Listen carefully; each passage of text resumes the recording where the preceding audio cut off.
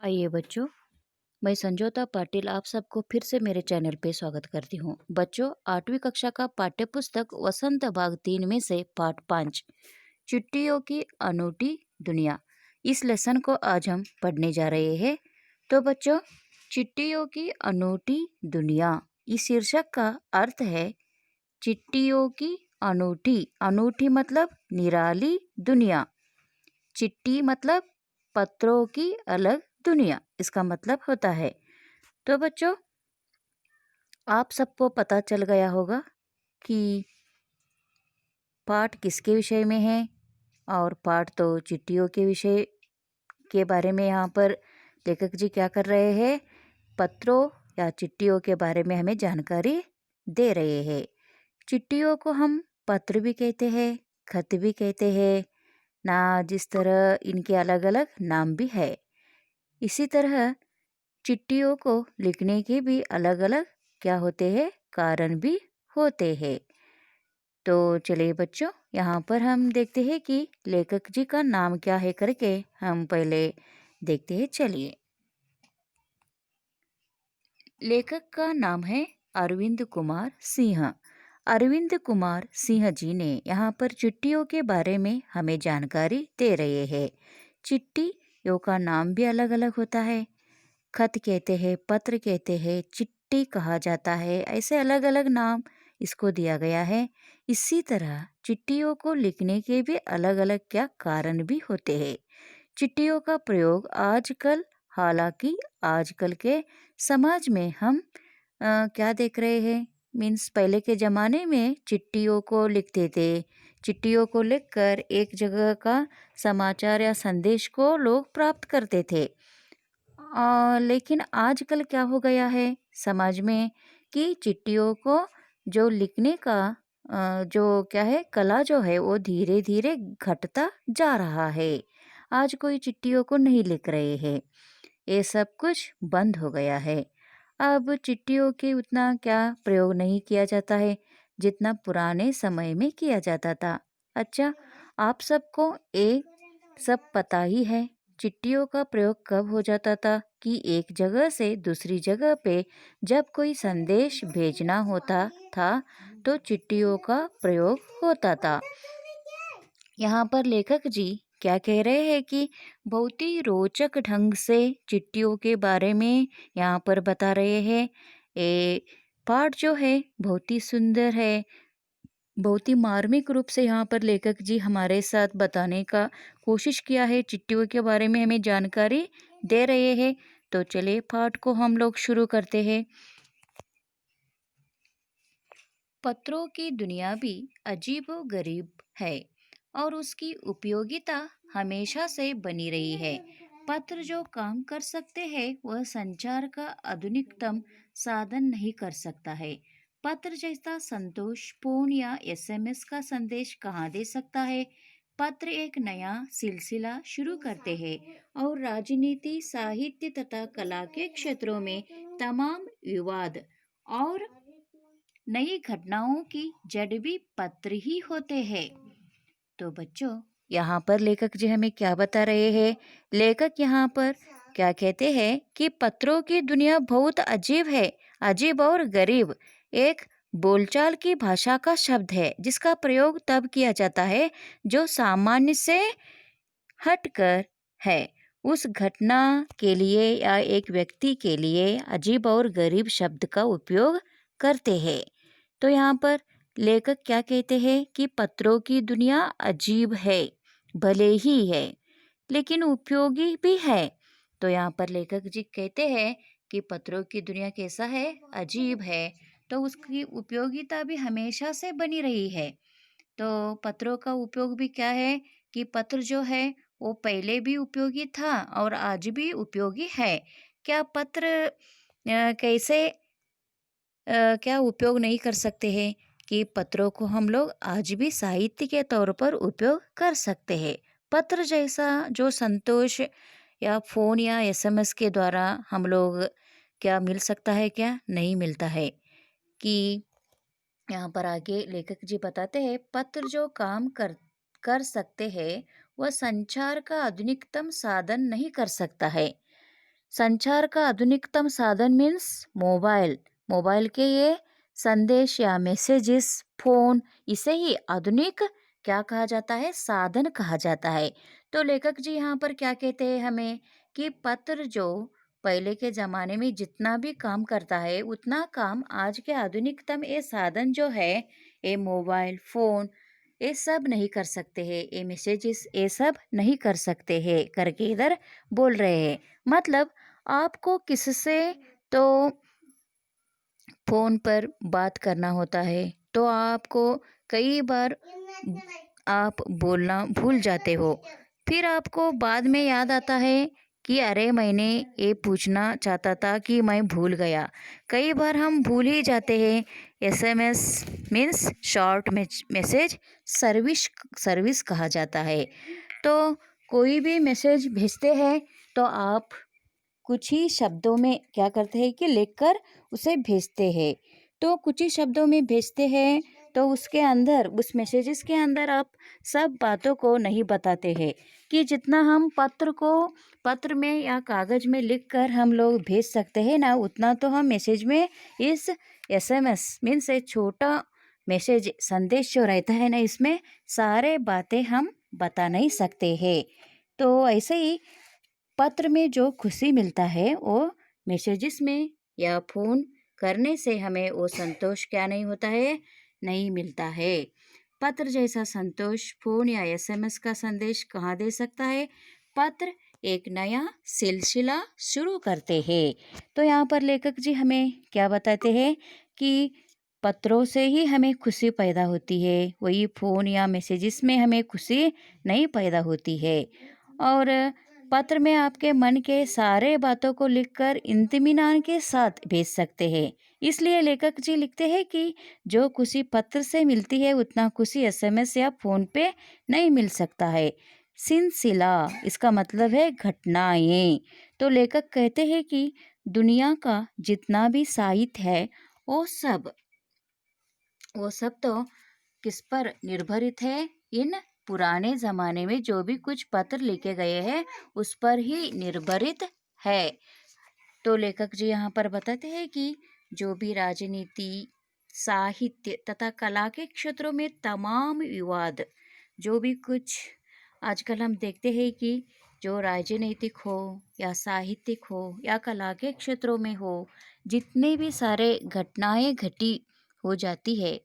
घटती है, उन सभी घटनाओं को हम केवल आज यानी पुराने ज़माने में केवल पत्रों के जरिए हम प्राप्त करते थे। उसमें खुशी भी हमें मिलती थी कि पुराने ज़माने में राजनीति के बारे में हमें अगर कौन सा देश में कैसा राजनीति चल रहा है, क्या चल रहा है, उधर का घटना कैसा है, ये सब हमें पता होने के लिए एक देश जो रहता है ना, वो दूसरे देश को क्या करता था, पत्र लिखकर भेजता था और उसमें अपनी समस्याओं के बारे में भी वहाँ पर लिखकर भेजता था। तो एक दूसरे देश जो है वो यहाँ पर समझ सकता था कि उस देश में कौन सा समस्या है, क्या चल रहा है उस देश के अंतर्गत करके सब कुछ सारे विषयों के बारे में उन्हें जानकारी बहुत ही आसान तरीके से मिलता था। और केवल उतना ही नहीं, साहित्य कई पत्रों के माध्यम से साहित्य का भी रचना किया गया है। तो इन पत्रों के माध्यम से कौन सा कवि, कौन सा लेखक, कौन सा साहित्य या किताब को लिखा, क्या क्या रचना किया, इसके बारे में भी हम जानकारी हासिल करते थे। और तथा कला के क्षेत्रों में, और उतना ही नहीं, कला का क्षेत्र के बारे में भी हम समझ सकते थे कि आजकल कला के क्षेत्र में क्या हो रहा है, क्या चल रहा है करके, इतना से भी सारे बातें जो है, उतना सारे बातें हम कहाँ से हासिल करते थे कि केवल पत्रों के द्वारा ही हम हासिल करते थे। तो बच्चों आगे चलिए कि आगे लेखक जी हमें क्या बताते हैं, ये हम देखते हैं। नई घटनाओं की जड़ भी पत्र ही होते हैं। दुनिया का तमाम साहित्य पत्रों पर केंद्रित है। तो लेखक जी यहाँ पर क्या बताते हैं बच्चों, दुनिया का जितना भी साहित्य जो है वो साहित्य किस पर निर्भर है, केवल पत्रों के ऊपर ही निर्भर है करके यहाँ पर लेखक जी हमें बता रहे हैं। और सभी घटनाओं का जड़ भी क्या है, पत्र ही है। जड़ मतलब उसका आजकल कौन सा देश में क्या हो रहा है और कहाँ-कहाँ पर कौन-सा जगह पे कौन-सा घटना हो रहा है, इत्यादियों को उसका जड़ को अगर हमें समझना है, तो जड़ मीन्स रूट, तो समझना है तो हमें पत्रों के माध्यम से ही हम लोग समझ सकते थे कि उस देश में ऐसा चल रहा है, इस गाँव में ऐसा हो रहा है, उस जगह पर ऐसा हो रहा है करके। तो पुराने ज़माने में ये सब हम क्या करते थे, पत्रों के माध्यम से समझ सकते थे। दुनिया का तमाम साहित्य पत्रों पर ही केंद्रित थे। दुनिया के जितने भी साहित्य का रचना हुआ है बच्चों, उतना सभी साहित्य का रचना किसके जरिए हुआ है? केवल पत्रों के जरिए ही हुआ है। वही केंद्र है, वही केंद्रित है। मीन्स उसका केंद्र बिंदु ही क्या है? पत्र ही है। और मानव सभ्यता के विकास में इन पत्रों ने अनूठी भूमिका निभाई है। तो बच्चों, उतना ही नहीं, मानव का सभ्यता का विकास जो है वो भी होने के लिए इन पत्रों के जरिए ही क्या हुआ, मानव सभ्यता का उसका विकास भी हो गया है। मीन्स मानव का विकास आजकल हम पढ़ते हैं कि साइंस में पढ़ते हैं, एसएसटी में पढ़ते हैं कि मानव का विकास कैसे हुआ, उसका निर्माण कैसे हुआ करके। तो हम लोग पहले के ज़माने में जो भी कुछ लोगों ने पत्र लिख कर रखे हैं, उसे सहेज कर रखे हैं ना पत्रों को, उस पत्रों के ज़रिए हम लोग आज एक इतिहास का रचना भी कर सकते हैं कि पिछले ज़माने में कैसे लोग थे, कहाँ पर रहते थे, उसका उनका रीति-रिवाज कैसा था, उनका रहन-सहन कैसा था। इन सब के बारे में हम लोग क्या करते थे कि पत्रों के माध्यम से ही इस साहित्य का रचना भी हो जाता था और मानव का सभ्यता का विकास भी किसके जरिए हुआ, इन पत्रों के जरिए ही हुआ। पत्रों का भाव सब जगह एक सा है, भले ही उसका नाम अलग अलग हो। यहाँ पर लेखक जी बताते हैं कि पत्र का भाव क्या होता है। भाव मीन्स कारण। पत्र लिखने का वो कारण क्या होता है, तो मन के विचारों का आदान प्रदान या समाचारों का आदान प्रदान करना। एक जगह का समाचार क्या करना, भेजना दूसरी जगह पर, और दूसरी जगह का समाचार प्राप्त करना। यही पत्र का उद्देश्य क्या है बच्चों? पत्र का उद्देश्य तो यही है।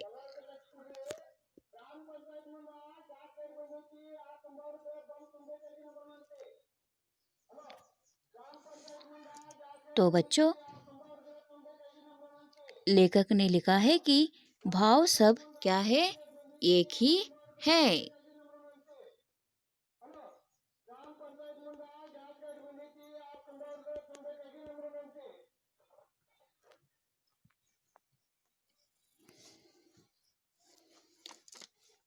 तो बच्चों आगे चलिए कि यहाँ पर लेखक जी हमें और भी क्या बताते हैं। देखिए, पत्रों का अलग अलग यहाँ पर क्या दिया गया है, नाम दिया गया है।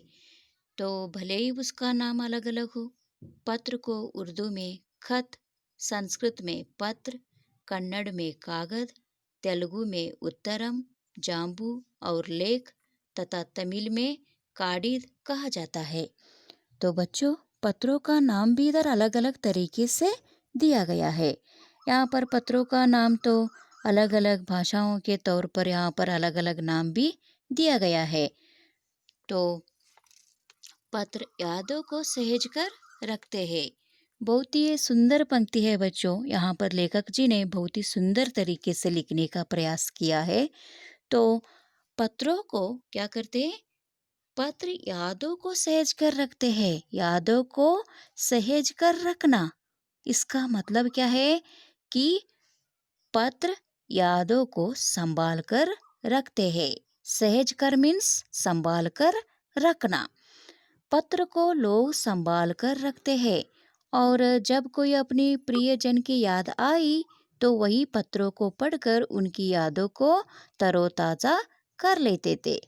पत्र लेखन का तरीका जो होता है वो हर एक व्यक्ति का लिखने का ढंग अलग अलग होता है। तो यहाँ पर और क्या कहते हैं लेखक जी, पत्र लिखने के बारे में भी यहाँ पर वो कहते हैं, इसमें किसी को कोई संदेह नहीं है। हर एक की अपनी पत्र लेखन कला है और हर एक के पत्रों का अपना दायरा दायरा यानी सीमा। सीमा मीन्स लिमिटेशन कहा जाता है। तो यहाँ पर एक एक व्यक्ति का लिखने का ढंग जो है वो अलग अलग होता है, अपने मन के विचारों को आदान प्रदान करते हैं। पत्र लिखने का ढंग भी अलग होता है। तो उदाहरण के लिए आप भी पत्र लिखते हैं आपके दोस्तों को, नहीं तो कभी कभी आप कॉपी में आंसर्स लिखते हैं, नहीं तो निबंध लिखते वक्त पहले आप सभी लोग क्या करते हो, पहले निबंध का शुरुआत करने से पहले प्रस्तावना लिखते हो, बाद में क्या करते हो, उसके बाद में जो कंटेंट जो रहता है, मीन्स उसके अंतर्गत जो भी कुछ हम लोग बातें बताना चाहते हैं, मीन्स शब्दों को बताना चाहते हैं, उन शब्दों को एक एक लोग बहुत ही अच्छी तरह से सुंदर ढंग से उसका रचना करके लिखते हैं। मीन्स लिखने का तरीका हर एक का अलग अलग होता है। वैसे ही पत्र लिखने का तरीका भी क्या होता है बच्चों, सभी लोगों का अलग अलग ही होता है। यहाँ पर एक जैसा नहीं होता है। मीन्स निबंध या पत्र लिखते समय उसका क्या होता है कि लिखने का जो तरीका जो रहता है वो तो सभी व्यक्तियों का अलग अलग ही रहता है। तो उसका नियमानुसार भी हम लोग लिखना चाहिए। तो नियमानुसार लिखते वक्त तो अलग अलग शब्दों का ही वहाँ पर इस्तेमाल हो जाता है। सब एक साथ तो पत्र नहीं लिखते हैं। तो ऐसे ही लिखने का ढंग क्या होता है बच्चों, अलग अलग ही होता है। और पत्र लिखना भी क्या है, एक कला ही है। क्योंकि एक एक लोग पत्र तो बहुत ही सुंदर शब्दों में सुंदर तरीके से पत्र लिखते हैं। जो भी कुछ कोई पढ़ता है उसे बार बार वैसे ही पढ़ते रहता है। ऐसे भी कुछ लोग पत्र लिखते हैं बच्चों। तो हर एक का क्या रहता है कि लिखने का ढंग अलग अलग होता है। और ऐसे ही यहाँ पर लेखक जी हमें क्या बताते हैं, पत्र लिखने का जो क्या है ढंग, और उसका क्या पत्रों की दुनिया जो है बहुत ही विभिन्न है, अनूठी है, मतलब वो तो अलग है करके यहाँ पर बताते हैं बच्चों। आगे का पैराग्राफ जो है वो हम नेक्स्ट वीडियो में देखते हैं। तब तक के लिए धन्यवाद।